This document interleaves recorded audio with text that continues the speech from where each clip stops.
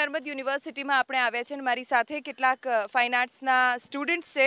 સીધા જ તેમની સાથે વાત કરીશું, તેમનું મત, તેમનું મૂડ જાણવાનો પ્રયત્ન કરીશું. આપની પાસેથી જાણવા માંગીશ, શું વિચારી રહ્યા છો? આપનો શું વિચાર છે ભારતની રાજનીતિને લઈને, ગુજરાતના પોલિટિક્સને લઈને, નરેન્દ્ર મોદી, રાહુલ ગાંધીને લઈને? તો બધાને ખબર જ છે, દેખાય છે કે જે રીતે થઈ રહ્યું છે.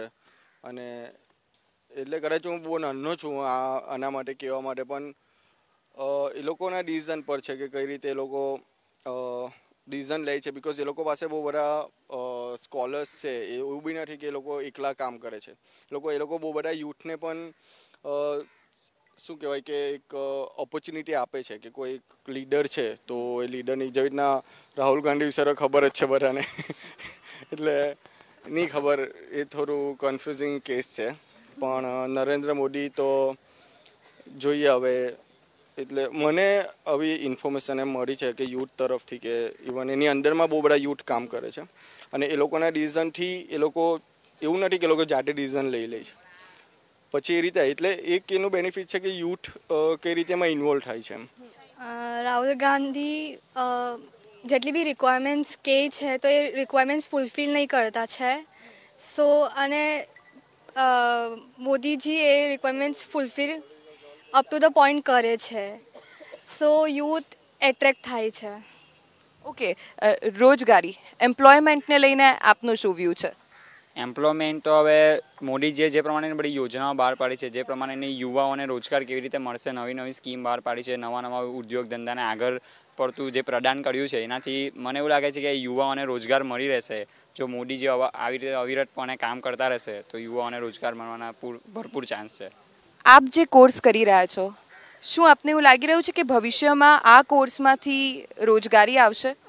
યસ, આ ફિલ્ડ એવી છે કે ઓછી સ્પેસમાં વધારે કામ કેવી રીતના સારી રીતે કરી શકે. હવે જગ્યા આ વખતે ઓછી છે, હવે વર્લ્ડમાં વધારે પાણી છે, તો આ વધારે સારું ફિલ્ડ છે. ઓકે, આપનો કોઈ વ્યૂ છે નરેન્દ્ર મોદીને લઈને? રાહુલ ગાંધીને સીધા જ નરેન્દ્ર મોદીની સામે પીએમ પદના ઉમેદવાર પ્રિયંકા ગાંધીએ જાહેર કરી દીધા છે.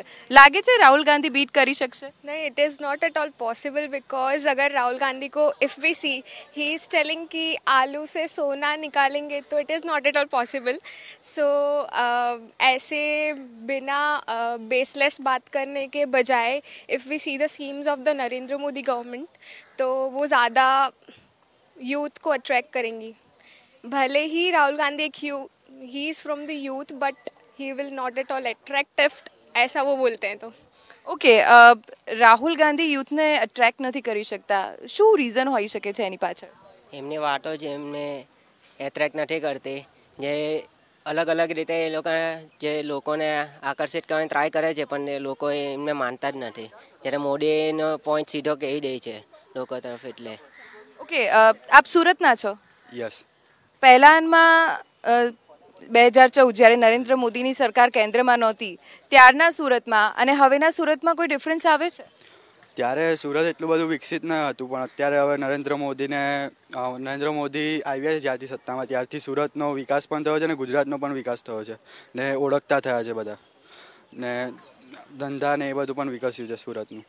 ઓકે, એમ્પ્લોયમેન્ટને લઈને મેં પહેલાં પણ સવાલ પૂછ્યો, આપ શું વિચારી રહ્યા છો? રોજગારી છે ખરી?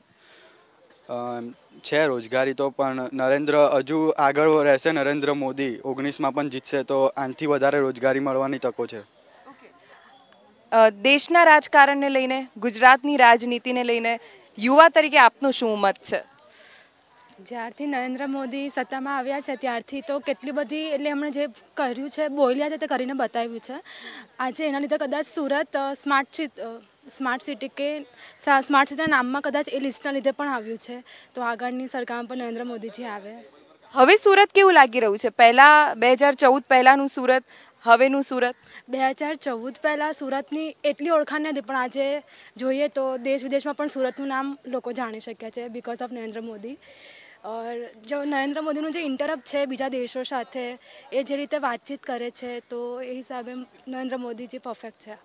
ઓકે, પ્રિયંકા ગાંધી, એમને એવું કહેવાય છે કે પ્રિયંકા ગાંધી એ કોંગ્રેસનું સુરત સીરત બદલી શકે છે. ડુ યુ થિંક કે પ્રિયંકા ગાંધીમાં એ સક્ષમતા છે? They are from the same family, they will do the same. And अगर प्रियंका गांधी को देखे तो she can do, but Rahul Gandhi तो नहीं, because जो बेसलेस बात राहुल गांधी करते हैं, and जो प्रियंका गांधी कुछ एक्सटेंट तक she can work, but Narendra Modi के लेवल में तो अभी तक कोई नहीं दिखा है. इसीलिए एक पॉइंट हो सकता है कि नरेंद्र मोदी को वोट मिले, because we don't have other option. Okay, Rahul ગાંધીની કમ્પેરિઝનમાં પ્રિયંકા ગાંધી કેટલા સક્ષમ છે? પ્રિયંકા ગાંધી એમ કામ કરી શકે છે, બટ એક જ ફેમિલીમાંથી બિલોંગ કરે તો એક પોઈન્ટ પર એમ બી વિચાર કરી શકીએ કે જેટલા પણ રિક્વાયરમેન્ટ છે જે બી છે તો એ કદાચ ફૂલફિલ થઈ શકે અને નહીં બી થઈ શકે. જેટલા પણ મોદીને જોઈ શકીએ તો આપણા સીએમ બી રહી ચૂકેલા છે, તો પછી આપણને એક એવું છે કે કદાચ આખા ઇન્ડિયા માટે એ કંઈ કરી શકે છે. અચ્છા, એવું લાગે છે કે પ્રિયંકા ગાંધી બહુ લેટ પॉलिटिक्स में આવ્યા, કદાચ વહેલા આવ્યા હોત તો कांग्रेसની આટલી ખરાબ હાલત ના થઈ હોત? हाँ, ऐसे अज्यूम कर सकते हैं, क्योंकि जो लेवल प्रियंका अचीव कर सकती है वो लेवल राहुल गांधी कभी अचीव नहीं कर सकते, क्योंकि राहुल गांधी का जो थिंकिंग प्रोसेस है that is according to the youth, but then that is baseless youth. And Priyanka thinks according till the level she can think till the level of Narendra Modi, like according to the achievements or the. According to you, Priyanka ગાંધીમાં એ દમ છે કે નરેન્દ્ર મોદીને અત્યારે નહીં પણ ફ્યુચરમાં જો એ પોલિટિક્સમાં એક્ટિવ રહે છે તો એ બીટ કરી શકશે? अगर she follows the schemes of Narendra Modi, she follows the path of Narendra Modi, she can maybe achieve the level of Narendra Modi. Okay, બીજા કેટલાક લોકો છે એમની સાથે પણ વાત કરવાનો ટ્રાય કરીશું. અહીંયા કેટલીક છોકરીઓ છે એમની સાથે વાત કરીશું. શું વિચારો છો આપ ગુજરાતની રાજનીતિને લઈને, દેશની રાજનીતિને લઈને, નરેન્દ્ર મોદી, રાहुल गांधी, प्रियंका गांधी ने लेने? कि उनके पास पावर है. जैसे अगर मोदी की बात करें तो ही हैज़ ग्रेट पावर. बस अभी वो जीतेंगे ही मेरे ख्याल से, पर ऐसा होना चाहिए कि उनका अपोजिशन है वो भी उतना स्ट्रांग होना चाहिए. कोई भी पार्टी रूल कर रही है, उसका अपोजिशन स्ट्रांग होगा तो उसके डर से वो कभी गलत काम नहीं करेंगे. ઓકે, એક યુવા તરીકે દેશમાં શું બદલાવ ઈચ્છો છો તમે?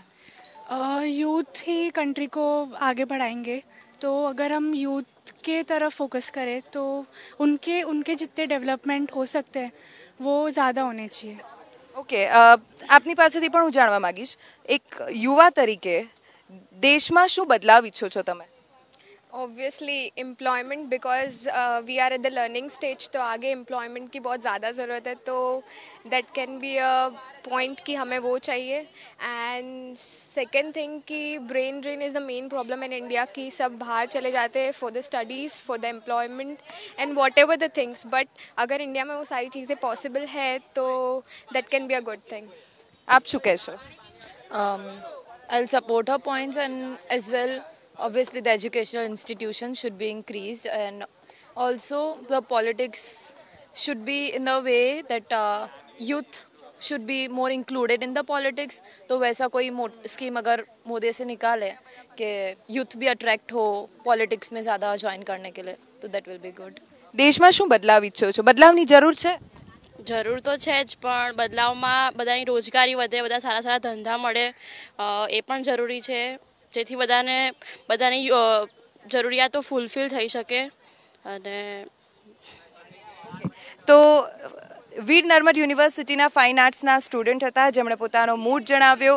કેમેરામેન અવનીશ તિવારી સાથે ધ્વનિ ધોળકિયા, ABP અસ્મિતા, સુરત.